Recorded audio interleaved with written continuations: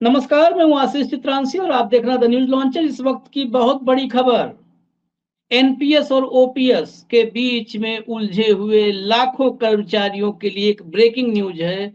अब न एनपीएस है, न ओपीएस है, अब यूपीएस आ गया है। मोदी सरकार ने एक बड़ा दांव चला है, यूपीएस, यूनिफाइड पेंशन स्कीम। क्या है यूनिफाइड पेंशन स्कीम? ओपीएस से कितनी अलग है, एनपीएस से कितनी मेल खाती है, कर्मचारियों का कितना भला है, ये देश भर के कर्मचारियों के लिए सबसे बड़ी खबर है। अभिषेक कुमार को जोड़ते हैं। अभिषेक, शनिवार और कैबिनेट की मीटिंग और यूपीएस का फैसला, ये यूनिफाइड पेंशन स्कीम क्या है, इसकी कहानी क्या क्या, इसके भीतर जो पॉइंट्स हैं, क्या क्या अब तक सामने आया है, इसके बारे में इंफॉर्मेशन। आशीष जी, सबसे पहले ये जान लीजिए कि ये कंप्यूटर वाला यूपीएस नहीं है, ये यूनिफाइड पेंशन स्कीम है। और एक दिलचस्प बात आपको बताऊं, कल जैसे ही मैंने खबर देखी कि प्रधानमंत्री 24 अगस्त को कर्मचारी संगठनों के नेताओं से मिलेंगे, कर्मचारी संगठनों से मुलाकात करेंगे। आज 24 अगस्त है। कल एक खबर देखी, मैंने ट्वीट किया कि नरेंद्र मोदी 240 की संख्या पर लोकसभा में कंफर्टेबल नहीं है।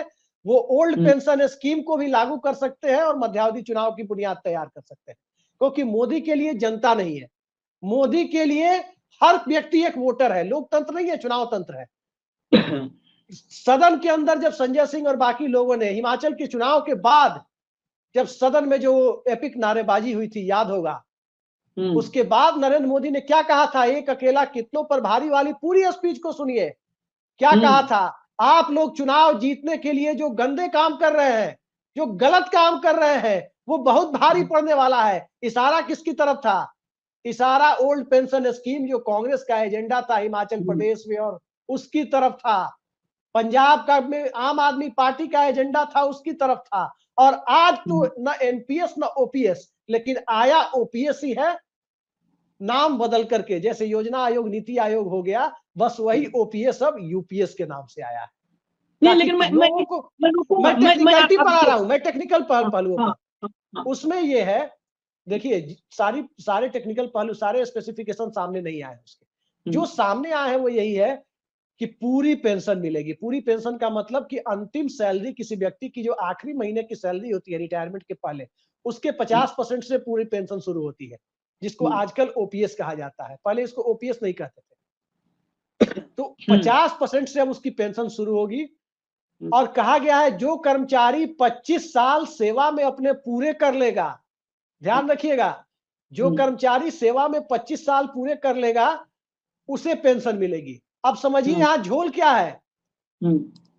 झोल यही है कि पहले पेंशन उसे मिलती थी जो 20 साल की सर्विस पूरी हो जाती थी, वो पेंशन का हकदार होता था। आपके घर में भी कोई नौकरी करते होंगे, चाचा ताऊ वगैरह, सब पिताजी जो भी सरकारी नौकरी में होंगे, पता होगा कि 20 साल की सर्विस हो गई तो आप पेंशन पाने के हकदार हो गए।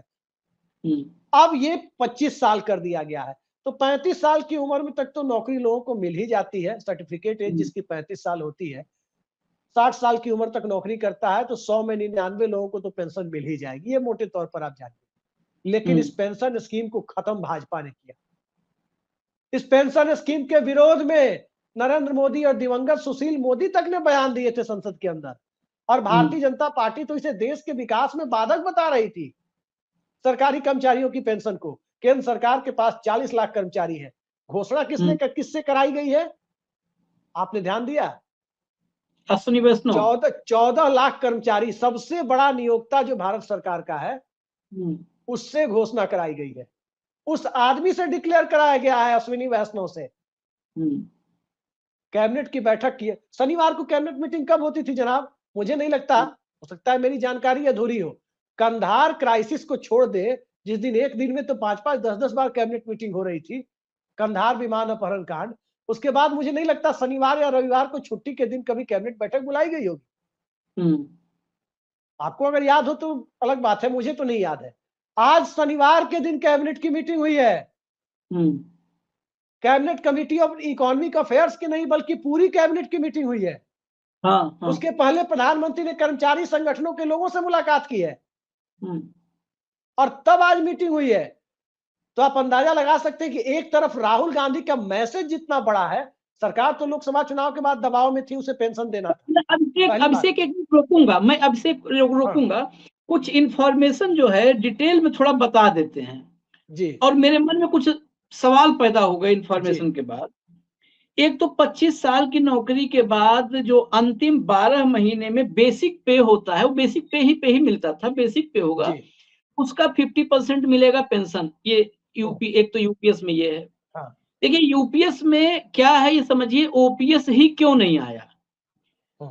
दूसरी बात, 10 साल की नौकरी पे 10,000 रुपए की पेंशन। तीसरी बात, अगर मृत्यु हो जाती है किसी कर्मचारी की, तो पत्नी को, जैसे पेंशन पहले भी था, अब 60% जो पेंशन, उसका 60% पेंशन मिलेगा पत्नी को। लेकिन इन सब के बीच जिस बात पर मेरे मन में अब भ्रम पैदा हो गया, सवाल, एक बात और भी इसमें है कि जो 2004 से 24 तक रिटायर हुए हैं उन पर भी लागू होगा। बड़ी अच्छी बात जी। लेकिन सरकारी कर्मचारी की आपने बात किया कि हम लोग के घरों में नौकरी करने वाले लोग हैं, डीए। अच्छा हाँ, एक बात और है कि डीए और एरियर जैसे 4 से 24 तक जो लोग रिटायर हुए हैं उन पर भी लागू होगा, उनको ब्याज सहित एरियर मिलेगा। गौर कीजिए, ब्याज सहित एरियर मिलेगा। कोविड पीरियड में 1 जनवरी 2020 से जून, मतलब जनवरी 2020 से जून 2021, 18 महीने का डीए सरकार ने नहीं दिया। इसी मोदी सरकार ने 18 महीने का डीए इस देश के लाखों कर्मचारी, 23 लाख कर्मचारी, करीब 23-24 लाख जो अभी की हालत में है, बचे खुचे, सरकारी नौकरियां खत्म हो रही है, सब संविदा पे जा रही हैं, उनको डीए नहीं दिया गया। नहीं, और मना कर दिया सरकार ने। आशीष जी, संशोधन है। दो सवाल अभी सवाल इसमें बहुत महत्वपूर्ण जिस विषय पे आए, क्योंकि मेरे पास अभी तुरंत ये जो एक जानकारी आई। दूसरी बात यह है कि साल में 2 बार डीए घोषित होता है, 2 बार साल में, 6 महीने पे डीए होता है। 6%, 5%, 4% सरकार बढ़ाती है। और जब भी डीए बढ़ता है, वो डीए करीब 2-3 महीने बाद, जो उसका टाइम शेड्यूल है, उससे 2-3 महीने बाद डिले होता है। वो बैक में जाकर के कि ये डीए 1 अप्रैल से लागू होगा, और मान लिया अगस्त में लागू हुआ तो 1 अप्रैल से, और सितंबर की तनख्वाह मिलेगी तो उसमें जुड़ के मिलेगा, जो अप्रैल के बाद अप्रैल, मई, जून, जुलाई, अगस्त, जुलाई, इस 4 महीने का एरियर मिलता है उस डीए का, कि बढ़ा था उसी समय से। ये यूपीएस को, मैं व्यक्तिगत मेरी राय है, इसे मैं संदेह की नजर से इसलिए देख रहा हूं कि 1 अप्रैल 2025 से लागू होगा। आखिर ये क्यों 1 अप्रैल, ये 1 अप्रैल 2024 से क्यों नहीं लागू होता? नहीं, अभिषेक, मेरे सवाल में बहुत, क्योंकि ये मैं कर्मचारी नहीं हूं, सरकारी कर्मचारी नहीं हूं, लेकिन मेरे भीतर का बहुत सारे संदेह हैं मैंने, क्योंकि मेरे परिवार में बहुत सारे सरकारी नौकरी में सब रहे। जब 4 से 24 तक को आप देने के तैयार हो एरियर ब्याज के समेत, तो इसको 1 अप्रैल 24 से क्यों नहीं लागू कर दिए? 1 अप्रैल 25 से क्यों लागू होगा? क्योंकि यही क्योंकि ये पीरियड जो है ना, यही पीरियड, ये 4 राज्य के चुनाव दिसंबर जनवरी तक होंगे। अगर इन 4 राज्यों में भाजपा हार गई तो न मोदी रहेंगे, न यूपीएस रहेगा, न ओपीएस रहेगा। मोदी की प्रधानमंत्री कुर्सी 100% जाएगी, क्योंकि नीतीश कुमार ऐसे पीटे मोहरे के साथ विधानसभा चुनाव लड़ने नहीं जाएंगे जो 4 राज्य चुनाव हार गए। ये मेरा सवाल। आशीष जी, देखिए, आपको एक चीज मैं बता दूं, पेंशन पर एक बड़ा दिलचस्प वाकया है जो मैं आपको बता रहा हूं, फिर आपके सवाल का जवाब दूंगा, हमारे दर्शकों को बहुत पसंद आएगा।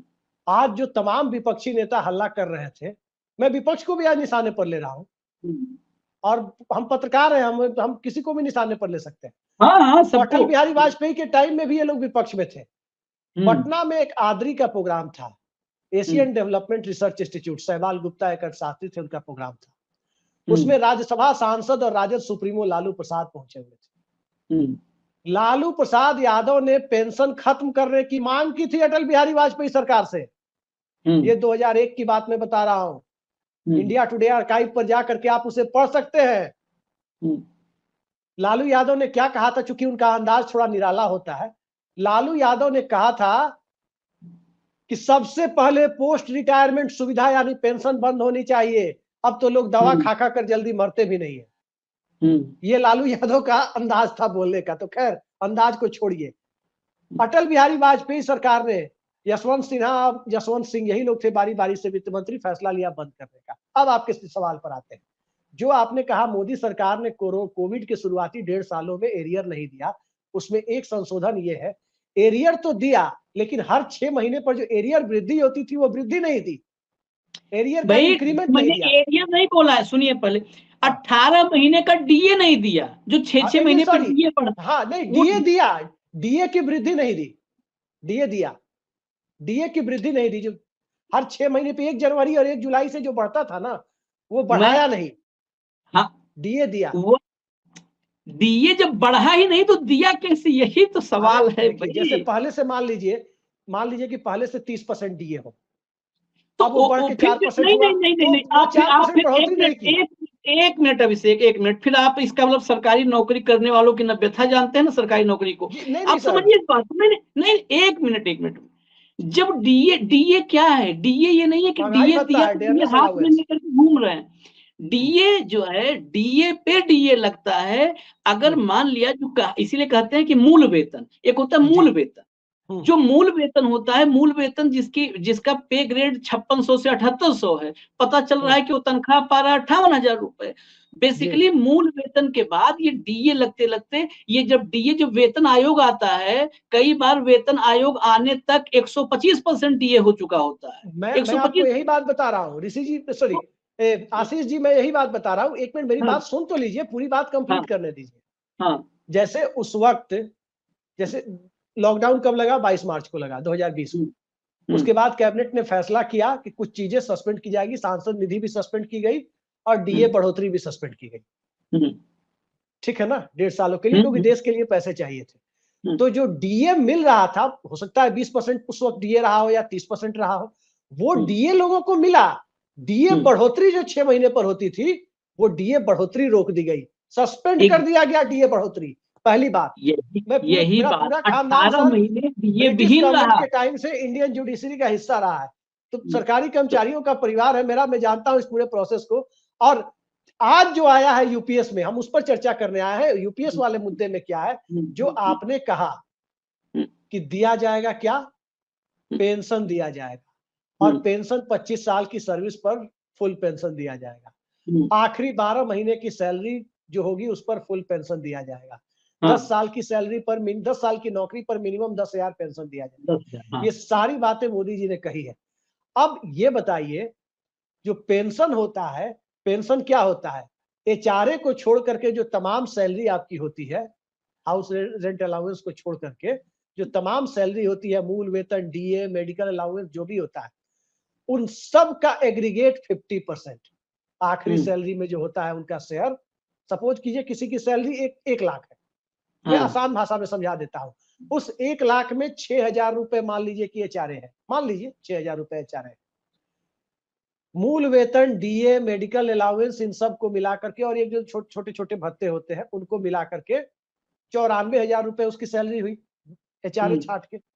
तो 94,000 का जो 47,000 रुपया आधा बना, वही पहला पेंशन होता था। ठीक है, यहां तक कोई डाउट नहीं है। अंतिम वेतन अगर किसी की 94,000 रुपए, 1 लाख हुए तो एचआरए छाट करके। अब सवाल ये उठता है कि मोदी जी ने जो इसमें कहा है, तो क्या वो एचआरए देंगे पेंशन में? क्योंकि आप देख लीजिए पेंशन में एचआरए भी होता है। सरकारी कर्मचारियों के लिए जब कैबिनेट जब डीए बढ़ाती है, एचआरए का सॉरी डीए भी होता है पेंशन में। तो जब डीए बढ़ाती है सरकार, तो क्या आता है अखबार में, लाखों कर्मचारियों और पेंशनर को फायदा। बिल्कुल समझ गया ना। ये मूल रूप से ओपीएस लाया गया है, लेकिन ओपीएस को वापस करते तो मोदी जी की तौहीन के रूप में इसे पेश किया जाता कि किसान बिल पर जैसे झुक गए कि मेरी तपस्या में कमी रह गई, इस तरह की बात फिर से बोलनी पड़ती। तो इसको एक नया कलेवर, नया नाम दे दिया गया। अब मोदी जी कैसे खेल करते हैं आपको मैं बताता हूं। मोदी जी के खेल को आप समझिए। आशीष जी मेरी बात सुन रहे हैं आप? हाँ बिल्कुल बिल्कुल, मैं सभी जानते हैं कि हायर एजुकेशन में आरक्षण किसने दिया था उच्च शिक्षण संस्थानों में? अर्जुन सिंह ने। 2007 में दिया था, फैक्ट है। मोदी जी ने उस समय CBSE all India PMT exam होता था, सीबीएसई मेडिकल। बाद में मोदी जी जब नीट लेकर के आए तो नीट में पहले साल आरक्षण की प्रक्रिया में कुछ झोल रहा, दूसरे साल से नीट में आरक्षण को, ओबीसी आरक्षण को शामिल कर दिया गया, यानी जो पहले से मिलता था उसे शामिल कर दिया गया। अब जब नीट में उसे शामिल कर दिया गया, उसके बाद मोदी जी ने ढोल पीटना शुरू किया कि नीट में ओबीसी को सामाजिक न्याय दिया। अरे आपने ऑल इंडिया पीएमटी एग्जाम में बाकी स्टेट गवर्नमेंट के एग्जाम को मर्ज करके नीट बनाया, और नीट में तो हर जगह आरक्षण था ओबीसी को। हाँ, पीएमटी में था ही। तब हर जगह आरक्षण था 2007 से। उसके विरोध में यूथ फॉर इक्वलिटी का आंदोलन हुआ था दिल्ली में या देश के दूसरे हिस्सों में, याद होगा। आपने नया क्या दिया? आपने तो 1 साल रोक दिया था, तो आपने उसको लागू करके क्रेडिट मिलना चाहिए, तो क्रेडिट के लिए नाम बदलो। अब जैसे मध्य प्रदेश में आवारा पशु नहीं कहा जाएगा, निराश्रित कहा जाएगा, विकलांग नहीं दिव्यांग कहा जाएगा, योजना आयोग नहीं नीति आयोग कहा जाएगा, मुगल गार्डन नहीं अमृत उद्यान कहा जाएगा, उसी तरह ओपीएस नहीं इसको यूपीएस कहा जाएगा, राजपथ नहीं कर्तव्य पथ कहा जाएगा। एक सवाल और है, एक सवाल और है इसमें, पेंशन पर डीए जो चर्चा भी आपने की थी, मेरे पास जितना अभी डिटेल आ रहा है, पेंशन पर डीए मिलेगा कि नहीं मिलेगा, ये भी अभी इसमें प्रावधान साफ अब तक नहीं हुआ है, पूरा डिटेल आना पेंशन पर डीए देना होगा। पेंशन पर डीए, जैसे मेरी मम्मी पेंशनर है, मेरे पिताजी सरकारी नौकरी में थे, और उनके देहावसान के बाद मेरी माताजी को पेंशन मिलता है, तो उसमें डीए ऐड होकर आता है फैमिली पेंशन में। ओपीएस में तो था ही, ओपीएस में था, आपको देना ही पड़ेगा। असल मुद्दा देखिए कहां है, सरकारी कर्मचारियों के लिए, केंद्रीय कर्मचारियों के लिए तो कर दिया, आप देखा देखी राज्य सरकारें भी करेंगी, लेकिन जो पब्लिक सेक्टर के कर्मचारी हैं जिन्हें 1981 से पेंशन नहीं मिल रहा है, इंदिरा गांधी ने पेंशन खत्म की थी, उसमें भारत के 12-14 नेशनलाइज बैंक है, स्टेट बैंक से लेकर पंजाब नेशनल बैंक, यहां तक कि ग्रामीण बैंक तक, क्या उनको पेंशन मिलेगी? पब्लिक सेक्टर, कोल इंडिया हो गया, उसके साथ साथ एनएचएआई हो गया, ओएनजीसी हो गया, भारत पेट्रोलियम हो गया, उनके लिए, उसके कर्मचारियों की संख्या भी लाखों में है, जान लीजिए। आपने केंद्रीय कर्मचारियों के लिए बोला है, अब वो भी आंदोलन शुरू करेंगे कि हमें भी पेंशन चाहिए। उनकी पेंशन तो 81 में खत्म हो गई थी, आपको पता हो, इंदिरा गांधी के समय में, प्रणब मुखर्जी वित्त मंत्री थे शायद उस टाइम, तो खत्म किया गया था, उसमें पेंशन नहीं होगा, क्योंकि पीएसयू की संख्या बढ़ाई, जैसे बीएसएनएल है, वहां तो वेतन आप नहीं दे पा रहे हैं।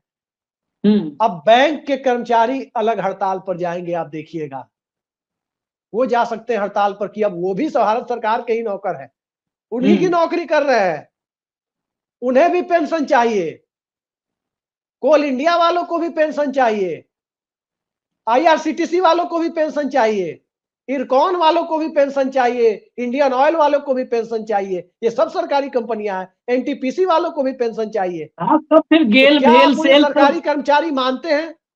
ये अब बड़ा आंदोलन होगा कि पब्लिक सेक्टर के कर्मचारियों को पेंशन मिलेगा कि नहीं। सरकार ने, देखिए, जब मंशा साफ होती है ना, तो एक डिटेल डिस्कशन करके कोई काम किया जाता है। जैसे अगर मनमोहन सिंह के सरकार में कोई स्कीम आई, जैसे मान लीजिए कि land acquisition bill, Rahul Gandhi भट्टा परसौल गए, सुमित्रा महाजन की अध्यक्षता में मनमोहन सिंह ने कमेटी बनाई, एक भाजपा सांसद की अध्यक्षता में, जो कृषि या ग्रामीण विकास मंत्रालय की संसदीय स्थायी समिति की अध्यक्ष थी, और सभी पार्टियों के साथ उस कमेटी ने अपनी रिकमेंडेशन दी, उसको कैबिनेट ने मंजूरी दी, 3 दिनों तक संसद में डिस्कशन हुआ, सुषमा स्वराज और शाहनवाज हुसैन ने संशोधन दिए उस पर, उस संशोधन को सरकार ने तहे दिल से स्वीकार किया, तब वो बिल मुकम्मल बिल बन के पास हुआ, कोई चिक चिक नहीं, सारी बातें, सबकी बातें सुन के, जिसको लालू जी कहते हैं ठोक ठिठा के पास कीजिए। तो अब सवाल ये उठता है कि ये काम क्या है? आप लोकतांत्रिक प्रक्रिया से तो भागते हैं, आप संसद में डिटेल चर्चा से भागते हैं कि डिटेल चर्चा होगी तो विपक्ष को क्रेडिट ना मिल जाए। सरकार बनने के बाद जब आप सत्ता में होते हैं, लड़ाई क्रेडिट की नहीं होती, लड़ाई सहमति से काम हो जाए और उसमें कोई लड़ाई ना हो, इसके लिए होती है कि सरकार आम सहमति का ठप्पा लगवाए। यूपीएससी का आंदोलन चल रहा था, केसी त्यागी ने हमसे एक बार कहा था, हम छात्रों का एक दल मिलने गया था, कि देखो असली काम क्या होता है, हम विपक्ष से मुद्दा उठवाइए आप लोग जाके सीसेट के मुद्दे पे, क्योंकि सरकारें चाहती है कि विपक्ष मुद्दा उठाए तब हम काम करें, ताकि कल को कोई बवाल हो तो लोग कहे कि नहीं इन लोगों ने भी कहा था ये करना है। लेकिन केसी त्यागी साहब तो नहीं जानते थे कि ये सरकार तो वैसी बनी नहीं है, अभी 2 महीने ही बने हुए थे, उनको शायद इस सरकार का चाल चरित्र चेहरा नहीं पता था 2 महीने में, तो उन्होंने ये बात हम छात्रों से कही थी। तो आज की तारीख में एक एजेंडा ये भी है कि राहुल गांधी ने जो आज आखिरी अल्टीमेटम दिया है कि अगर 50% की आरक्षण की सीलिंग नहीं तोड़ी तो हम प्रधानमंत्री बदलने की हद तक भी चले जाएंगे, यानी सरकार गिरा देंगे। वो खबर कल अखबार के पहले पन्ने से गायब हो जाए, और क्योंकि बहुत बड़ा अल्टीमेटम है राहुल गांधी ने जो दिया है आज। नेता विपक्ष अगर प्रधानमंत्री बदलने का अल्टीमेटम दे रहा हो तो किसी भी अखबार में किसी दूसरे देश का मीडिया सबसे बड़ी बाईलाइन कौन सी होती है? वही होती है। उस बाईलाइन को पहले पेज से गायब किया जाए तो काम तो इन्हें करना था, ये दबाव में थे, तो उसके लिए आज का दिन इन्होंने चुना है, ध्यान रखिएगा। नहीं, ये बताइए, आप एक बात बताइए, एक जो है अजीब सी स्थिति है, 10 साल हम लोग ऐसा सोचे भी नहीं थे, कल्पना भी नहीं किए थे। इंटर्नशिप राहुल गांधी का प्लान मोदी जी लाए। ये क्या, आप देखिए ओपीएस आ गए, कांग्रेस ओपीएस तमाम राज्यों में ओपीएस के मुद्दे पर चुनाव लड़ी, विपक्ष चुनाव लड़ता रहा। ये क्या पूरा राहुल गांधी का एजेंडा लागू करेंगे इस बार? मतलब प्रधानमंत्री मोदी हैं या राहुल गांधी हैं, ये क्लियर होना चाहिए, बस यही आखिरी सवाल है। देखिए, कायदे से तो चुनाव आयोग को इस पर रोक लगा देना चाहिए, केंद्र सरकार ने जो पेंशन की घोषणा की है, इसलिए कि केंद्र सरकार में तो हरियाणा के भी कर्मचारी हैं, जम्मू कश्मीर के भी हैं। जब आदर्श आचार संहिता लागू हो तो चुनाव को प्रभावित करने वाला निर्णय न तो केंद्र सरकार ले सकती है, न राज्य सरकार ले सकती है। उत्तर प्रदेश का चुनाव था, प्रणब मुखर्जी का बजट पेश नहीं होने दिया गया था। जब तक चुनाव प्रक्रिया पूरी नहीं हुई, 28 फरवरी को बजट नहीं हुआ, मार्च के दूसरे सप्ताह में बजट पेश हुआ। तो चुनाव आयोग को तो कायदे से रोक देना चाहिए कि आप ये वोटरों को लुभाने वाला काम कर रहे हैं। ये किसान सम्मान निधि तो है नहीं कि पहले से चली आ रही तो खाते में डाल दिया, बहाना ले लिया। यहां तो आपने लोकतंत्र की स्पिरिट को भी मारा है। मैं पेंशन विरोधी नहीं हूं, और जितना कार्यक्रम इस देश में पेंशन के ऊपर अभिषेक कुमार ने किया है, चाहे जिस चैनल में रहा हो, उसके समर्थन में किया है ओल्ड पेंशन के, किसी पत्रकार ने शायद ही किया होगा। और इस बात को इस देश के पेंशनर जानते हैं, सरकारी कर्मचारी जानते हैं।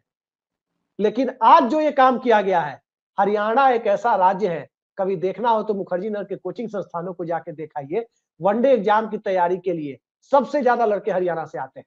क्लर्क के लिए, टीचर के लिए, टीजीटी, पीजीटी, सबसे ज्यादा लड़के हरियाणा, लड़के लड़कियां आते हैं।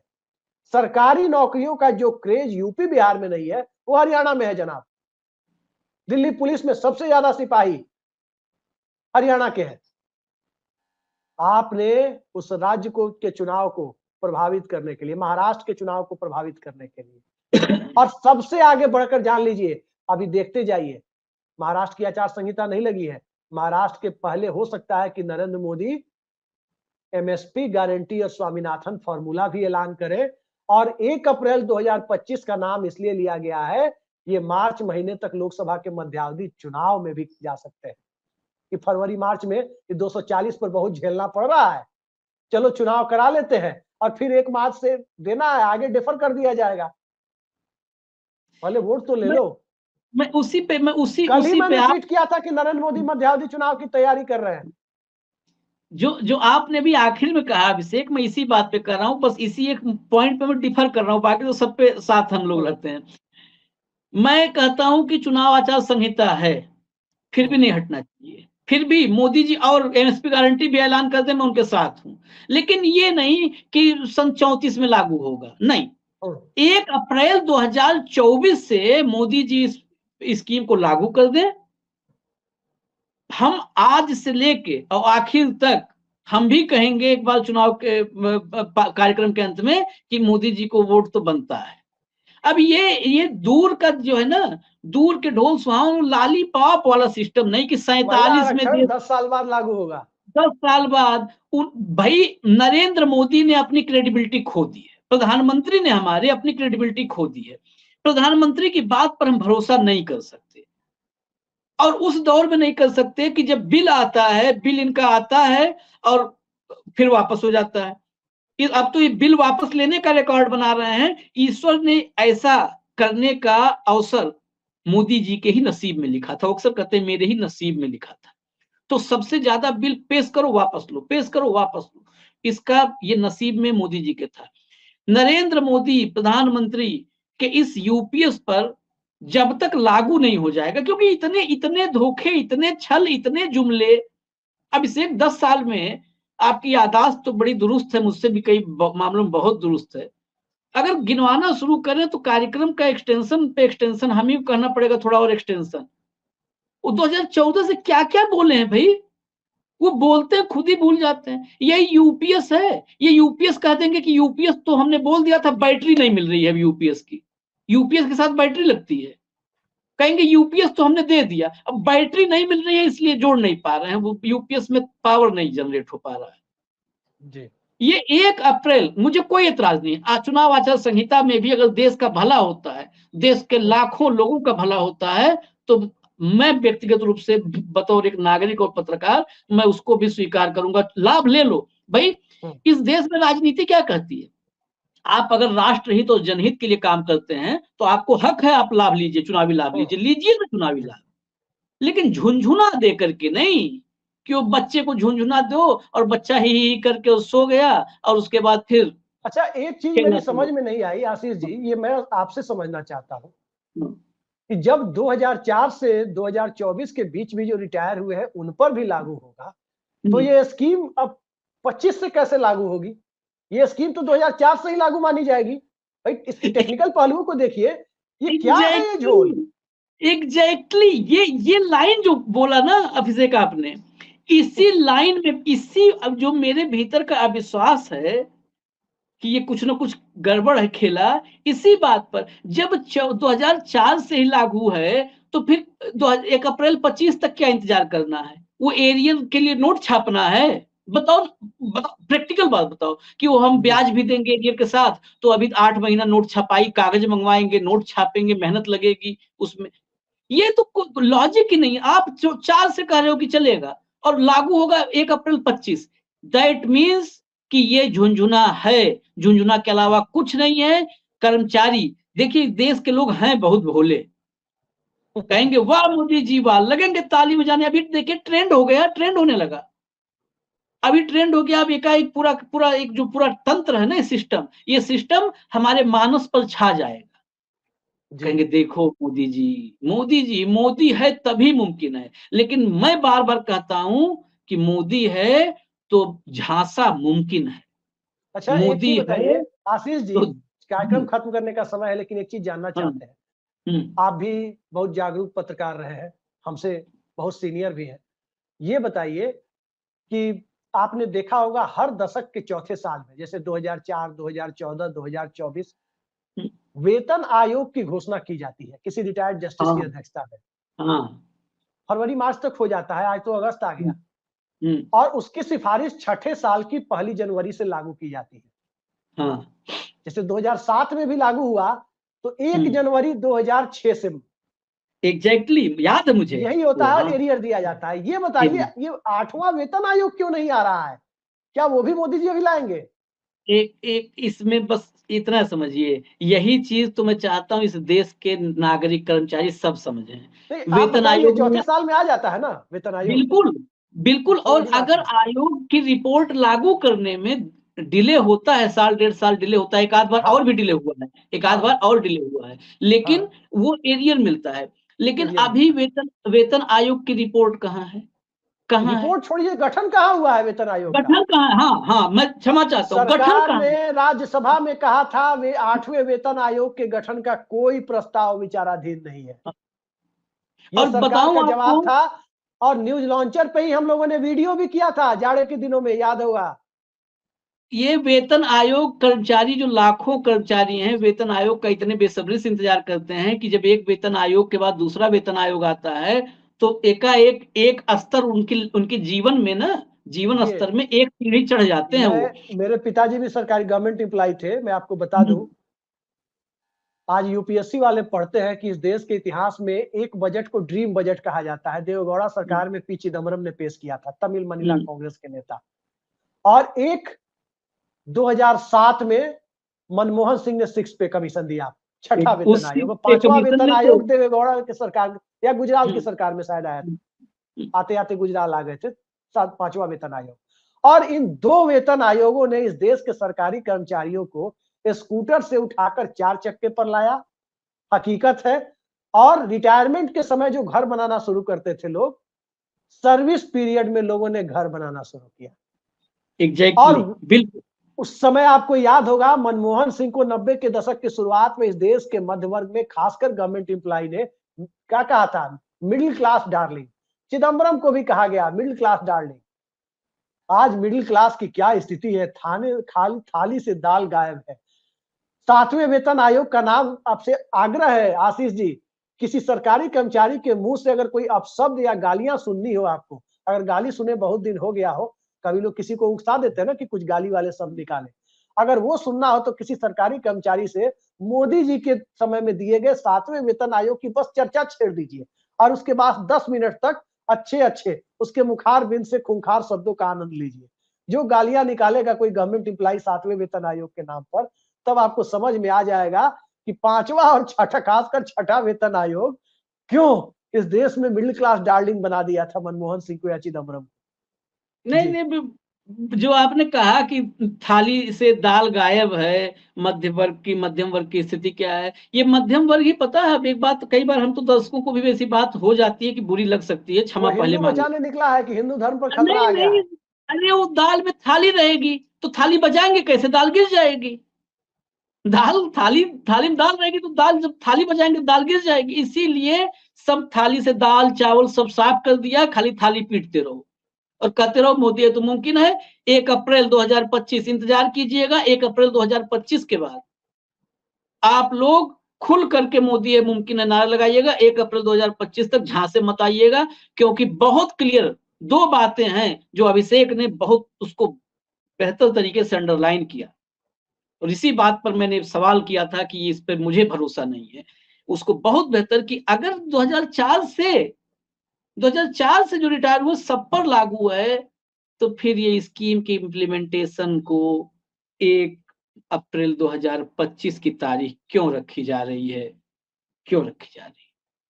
इतनी लंबी तारीख करना था तो आज ही मध्यरात्रि से लागू होगा। नोट बंद करना था तो नोटबंदी, हाँ, ये भी नहीं कह सकते कि इसमें इससे ज्यादा मुसीबत थी। देश में कोहराम मचना था जिस फैसले से, वो रात कहा तुरंत लागू, रात में 12 बजे से लोग घर में रात के बाद नहीं चलेंगे, बस लुंगी में निकल लिए, भागने लगे, दौड़ने लगे लुंगी में जी। और जब लोगों के हाथ में कुछ देना है तो तारीख रख दिए, तारीख रख दिए। और ध्यान रखिएगा, रिश्ता तय होने के बाद लोग इतनी लंबी तारीख शादी की नहीं रखते हैं कि कहीं इतना लंबा डेट रखें, पहले बीच में कुछ गड़बड़ ना हो जाए, शादी ना टूट जाए। तो इतना लंबा तारीख ब्याह का रखने, ब्याह टूट जाता है कई बार। ये तो वादा है और वो भी मोदी जी का वादा है। तो सतर्क रहिएगा, सावधान रहिएगा। अगर लागू हो जाएगा तो हम आधा घंटा सिर्फ मोदी जी की प्रशंसा करेंगे, अभिषेक को भी बिठाऊंगा और आधा घंटा तक जाप करूंगा, मोदी है तो मुमकिन है, मोदी है तो मुमकिन है, मोदी है तो मुमकिन है, नाम जप कर लूंगा जी। लेकिन उससे पहले भरोसा नहीं करूंगा। इजाजत दीजिए, न्यूज लॉन्चर देखते रहिए। नमस्कार।